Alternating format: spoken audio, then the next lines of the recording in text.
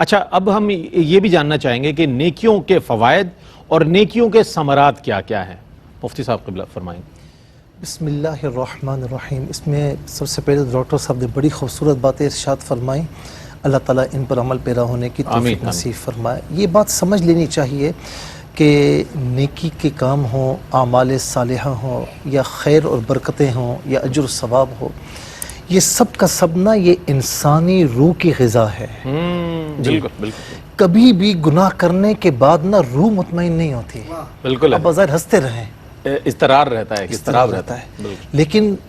زمانہ ایک طرف ہو، آپ چھوٹی سی نیکی کریں، کوئی جا رہا ہے آپ نے اس کی مدد کر دی، دل کو یوں سکون کر مل کے جاتا مدد کر دی، کسی کو پتہ ہی نہیں چلا، لیکن دل ایسا سرور میں آتا ہے، ایسا مطمئن ہوتا ہے۔ تو یہ انسانی روح کی غذا ہے۔ جس طرح بدن کو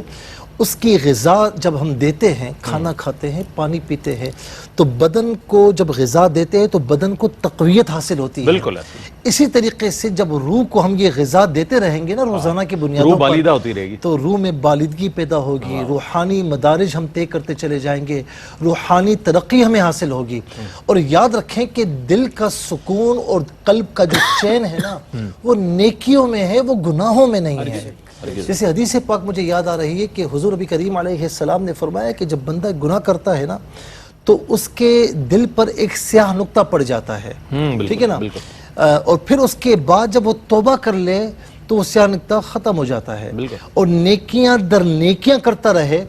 تو پھر وہ دل جو ہے وہ یوں سمجھ لیجئے کہ شیشے کی مانند پاکیزہ ہو جاتا ہے، یعنی وہ یوں سمجھ لیں بالکل پاک صاف ہو جاتا ہے۔ بہت خوبصورت آپ بیان فرما رہے ہیں، اور یہاں سننا ضروری ہے چونکہ ہماری اصلاح کا اس میں پہلو موجود ہے جس طرف مفتی صاحب اشارہ فرما رہے ہیں۔ رئیس بھائی اس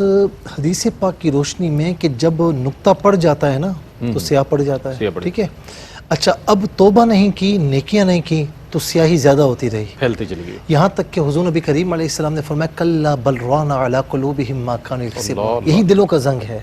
اور فرمایا نا کہ دلوں پر زنگ چڑھ جاتا ہے، صحابہ کرام نے عرض کی یا رسول اللہ زنگ کیسے چڑھتا ہے؟ فرمایا کہ ہاں جیسے لوہے پر زنگ چڑھتا ہے۔ تو عرض کی یا رسول اللہ یہ دور کیسے ہوگا؟ فرمایا قرآن کی تلاوت سے اور کثرت کو موت کو یاد کرنے سے، کثرت کے ساتھ۔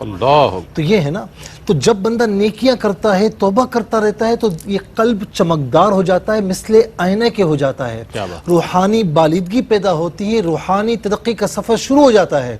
روحانی امن و سکون ملتا ہے۔ اور یہ وہ قیمتی دولت ہے کہ جس کو سرمایہ دار یا جس کے پاس بڑا پیسہ ہو وہ ڈھونڈتے ہیں، کہاں کہاں مارے نہیں پھرتے، لیکن یہ قلبی اطمینان انہیں اللہ تبارک و تعالیٰ عطا نہیں فرماتا۔ یہ فقط نیکیاں کرنے سے اور ان کی حفاظت سے ہی پیدا ہوتا ہے۔ اور یہ آپ دیکھیں کہ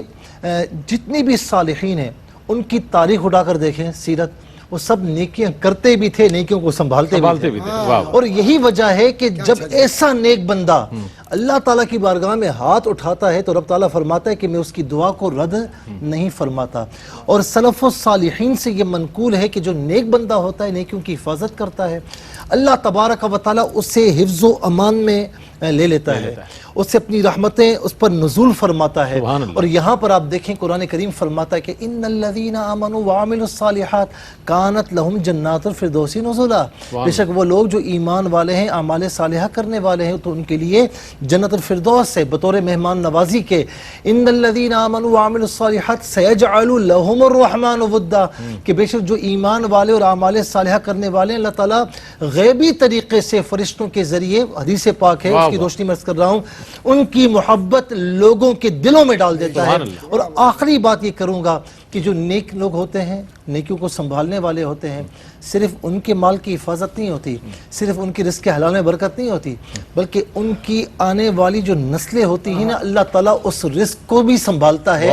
وہ جو گیاں والا واقعہ سورہ بقرہ میں اللہ رب العالمین نے سنبھال کر رکھا تھا، اسی طریقے سے حضرت خضر اور موسیٰ علیہ السلام کا جو واقعہ دیوار گرائی تھی خضر علیہ السلام نے، تو وہ دیوار کے نیچے یتیموں کا مال مدفون تھا، ان کا باپ ایک نیک آدمی تھا۔